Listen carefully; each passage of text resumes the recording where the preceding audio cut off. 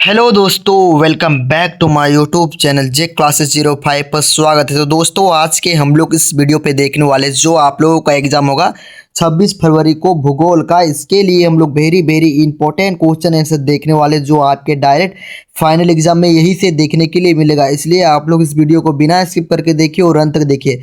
तो चलो दोस्तों, हम लोग समय को नहीं गंवाते हैं और वीडियो को स्टार्ट करते हैं। तो मेरे प्यारे दोस्तों, फर्स्ट क्वेश्चन में पूछा गया है कि भूगोल शब्द का प्रयोग किसने किया। तो आप लोगों का इसका जो राइट उत्तर जो होगा मेरे प्यारे दोस्तों, ऑप्शन नंबर ए हो जाएगा। ठीक है, एरोस्टोथनीज हो जाएगा। ठीक है, अब क्वेश्चन नंबर 2 की ओर बढ़ते हैं मेरे प्यारे दोस्तों। तो पूछा गया है कि डोटा बेटा चोटी निम्नलिखित में से कौन सी पहाड़ी श्रृंखला में स्थित है। तो आप लोगों का जो डोटा बेटा चोटी है वो कौन सी पहाड़ी में स्थित है, ये पूछा जा रहा है। तो 2 का राइट उत्तर आप लोगों का होगा ऑप्शन नंबर ए हो जाएगा, यानी कि नीलगिरी हो जाएगा। ठीक है, अब हम लोग क्वेश्चन नंबर 3 की ओर बढ़ते हैं मेरे प्यारे दोस्तों। तो पूछा गया है कि निम्नलिखित में से कौन सी नदी द्रोणी भारत में सबसे बड़ी है। तो आप लोगों का जो 3 का जो राइट उत्तर जो होगा वो आप लोगों का गंगा नदी हो जाएगा। ठीक है, ये सबसे बड़ी नदी है द्रोणी भारत में। ठीक है, अब क्वेश्चन नंबर 4 की ओर बढ़ते हैं। तो पूछा गया, क्या पूछा गया मेरे प्यारे दोस्तों, कि पृथ्वी की उत्पत्ति से संबंधित ज्वारीय परिकल्पना का प्रतिपादन किसने किया। तो किसने किया था मेरे प्यारे दोस्तों, तो उसका जो नाम जो था मेरे प्यारे दोस्तों, आप लोगों का ऑप्शन नंबर ए में दिया गया है, सर जेम्स जीन्स। तो यही आप लोगों का राइट उत्तर हो जाएगा। अब हम लोग क्वेश्चन नंबर 5 की ओर बढ़ते हैं। तो पूछा गया है कि पृथ्वी के कोड पर जाने से 2 पदार्थ पाए जाते हैं। तो कौन सा पदार्थ पाए जाते हैं पृथ्वी के कोड पर जाने से। तो आप लोगों का 5 का जो राइट उत्तर जो होगा वो ऑप्शन नंबर सी हो जाएगा। ठीक है, यानी कि निकिल तथा लोहा। निकिल तथा लोहा एक करोड़ पर जाने से पाए जाते हैं। ठीक है, 2 ही पदार्थ पृथ्वी के। अब हम लोग क्वेश्चन नंबर 6 की ओर बढ़ते हैं। तो पूछा गया मेरे प्यारे दोस्तों, तो क्या पूछा गया आप लोग देख लीजिए कि निम्नलिखित में से कौन सा स्थान भारत में सबसे ठंडा है। यानी कि वो कौन सा स्थान है जो भारत में सबसे ज़्यादा ठंडा है। ठीक है, तो ठंडा जो स्थान हो जाएगा मेरे प्यारे दोस्तों आप लोगों का, वो ऑप्शन नंबर ए हो जाएगा। ठीक है, यानी कि द्रास। द्रास ये सबसे ज़्यादा ठंडा है भारत में। अब हम लोग क्वेश्चन नंबर 7 की ओर बढ़ते हैं। तो पूछा गया है कि प्रादेशिक भूगोल किस विधान द्वारा प्रतिपादन किया गया, यानी किस विद्वान द्वारा इसको प्रतिपादन किया गया। तो उसका जो नाम जो था मेरे प्यारे दोस्तों आप लोगों का क्वेश्चन नंबर 7 में पूछा जा रहा है। तो ऑप्शन नंबर ए में दिया गया है कार्ल रीटर। तो यही आप लोगों का राइट उत्तर हो जाएगा। अब क्वेश्चन नंबर बढ़ते हैं अब 9 नंबर की ओर, मतलब 8 नंबर की मेरे ओर दोस्तों। तो पूछा गया कि निम्नलिखित यामोत्तर में कौन सा भारत का मानक साम्योत्तर है। तो आप लोगों का जो 8 का जो राइट उत्तर जो होगा वो ऑप्शन नंबर बी हो जाएगा। ठीक है, यानी कि ऑप्शन नंबर बी में क्या देगा, तो 82 डिग्री 30 पूर्व हो जाएगा आप लोगों का राइट उत्तर। अब हम लोग क्वेश्चन पर बढ़ते हैं हम लोग 9 नंबर की ओर। तो पूछा गया कि निम्नलिखित में से कौन सी भू आकृति का निर्माण नदी के अपर्दन क्रिया द्वारा होता है। तो आप लोगों का 9 का जो राइट उत्तर जो होगा वो ऑप्शन नंबर ए हो जाएगा, यानी कि जार्ज। आप लोगों का ये जार्ज जो है ना, यही आप लोगों का राइट उत्तर हो जाएगा। अब हम लोग क्वेश्चन नंबर 10 की ओर बढ़ते हैं मेरे प्यारे दोस्तों। तो पूछा गया है कि मृदा का सर्वाधिक व्यापक और उपजाऊ प्रकार कौन सा है। तो मृदा यानी कि मिट्टी, तो सबसे उपजाऊ मिट्टी क्या होता है।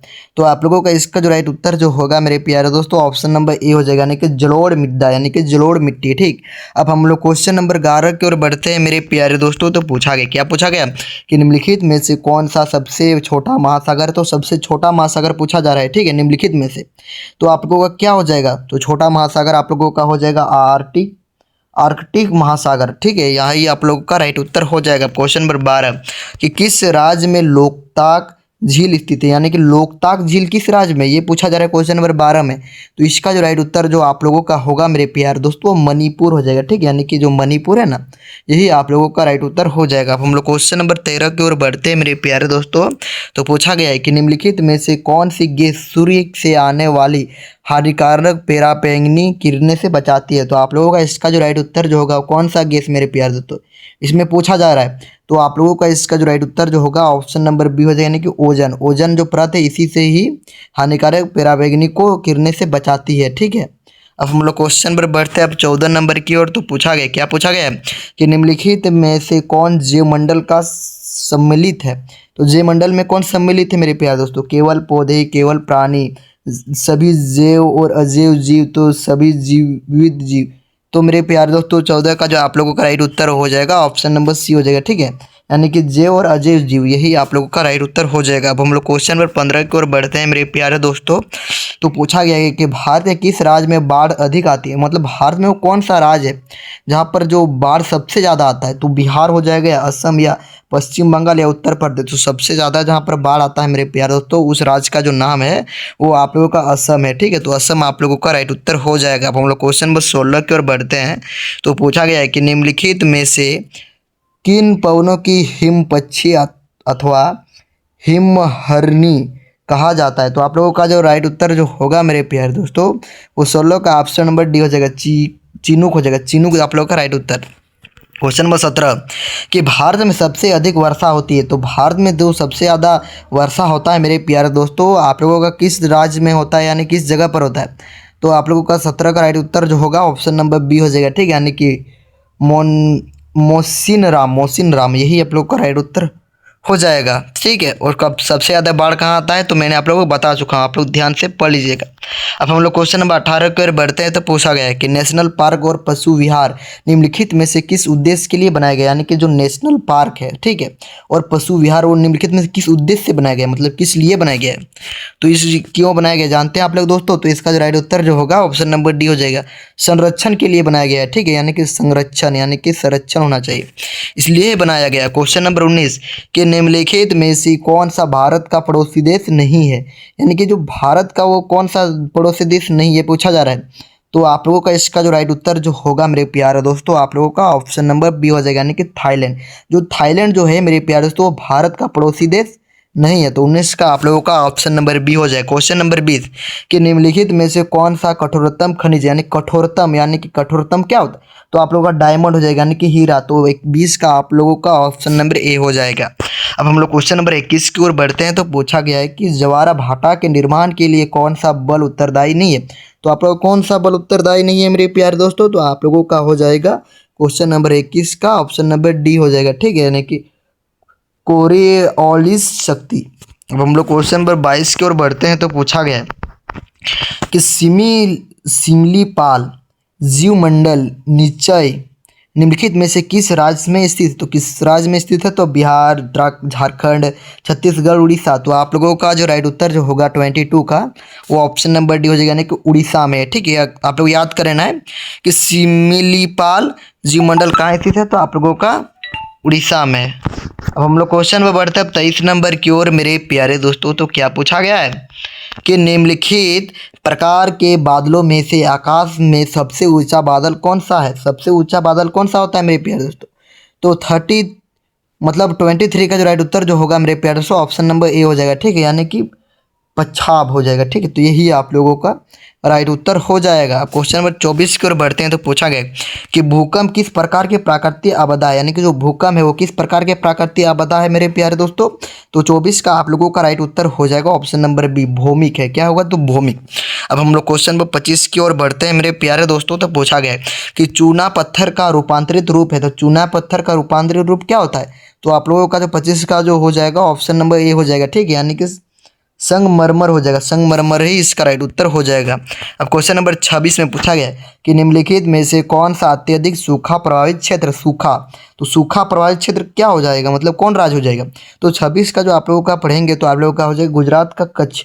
तो यही आप लोगों का राइट उत्तर हो जाएगा 26 का option number A. Question number 27 की ओर बढ़ते हैं मेरे प्यारे दोस्तों। तो पूछा गया कि दिए गए मानचित्र में से कौन सी नदी दर्शाई गई, यानी यहाँ पर जो मानचित्र है यहाँ पर है, ठीक है, तो उसमें कौन सा नदी को दर्शाया गया। तो कौन सा नदी को दर्शाया गया है, तो इसका जो राइट उत्तर जो होगा मेरे प्यारे दोस्तों, ऑप्शन नंबर सी हो जाएगा। ठीक है, नर्मदा नदी को। अब हम लोग क्वेश्चन में बढ़ते हैं। अब 28 नंबर की ओर दोस्तों। तो पूछा गया कि निम्नलिखित में से कहाँ पर दिन तथा रात सबसे बड़ा होता है। तो कहाँ पर दिन और रात दोनों बड़ा होता है, तो वो आप लोगों कौन सा जगह है। तो 28 का जो हो जाएगा आप लोगों का ऑप्शन नंबर सी हो जाएगा, यानी कि ध्रुव। ये जहाँ पर ध्रुव है ना मेरे प्यार दोस्तों, वहाँ पर दिन और रात बहुत बड़ा होता है। ठीक, यानी कि सबसे बड़ा होता है। क्वेश्चन नंबर 29 कि भारत के रेखा मानचित्र में दिए गए मरुस्थल की पहचान कीजिए। तो मरुस्थल की हम लोग को पहचान करना है। तो आप लोगों का 29 का जो हो जाएगा ऑप्शन नंबर सी, यानी कि थार, यानी कि क्या हो जाएगा आप लोगों का थार मेरे प्यारे दोस्तों, राइट उत्तर हो जाएगा। अब हम लोग क्वेश्चन नंबर 30 की ओर बढ़ते हैं मेरे प्यारे दोस्तों। तो पूछा गया कि इनमें से कौन सा कारक मृदा निर्माण का जैविक कारक है। मृदा यानी कि क्या होता है, मृदा यानी कि मिट्टी। तो आप लोगों को इसका जो राइट उत्तर जो होगा 30 का ऑप्शन नंबर सी हो जाएगा, ठीक है, यानी कि वनस्पति हो जाएगा। अब हम लोग क्वेश्चन नंबर 31 की ओर बढ़ते हैं मेरे प्यारे दोस्तों। तो पूछा गया कि कपास की कृषि के लिए सबसे उपयुक्त मिट्टी कौन सी होती है, यानी कि मृदा दिया है तो मिट्टी आप लोग समझ लिए मिट्टी होता है। क्वेश्चन नंबर 31 का राइट उत्तर आप लोगों का होगा काली मिट्टी हो जाएगा, ठीक है। जो मृदा है ना उसके लिए काली मिट्टी सबसे बढ़िया मिट्टी होता है, ठीक। अब हम लोग क्वेश्चन में बढ़ते हैं 32 नंबर की ओर मेरे प्यारे दोस्तों। तो पूछा गया कि निम्नलिखित में से कौन प्राकृतिक आपदा नहीं है, यानी कि प्राकृतिक आपदा नहीं यानी कि प्राकृतिक से नहीं इसमें आपदा आता है, ठीक। तो आप लोगों का जो हो जाएगा 32 का ऑप्शन नंबर डी हो जाएगा परमाणु विस्फोट। ये कोई प्राकृतिक आपदा नहीं है, इसको लोग बनाते हैं, ठीक है, परमाणु सब ये सब।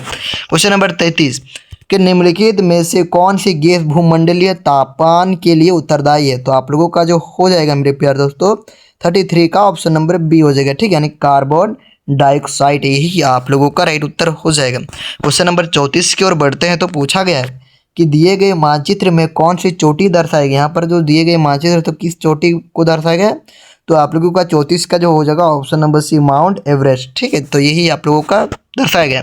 क्वेश्चन नंबर 35 की ओर बढ़ते हैं मेरे प्यारे दोस्तों। तो पूछा गया कि महाद्वीप विस्थापन सिद्धांत का प्रतिपादन किसने किया।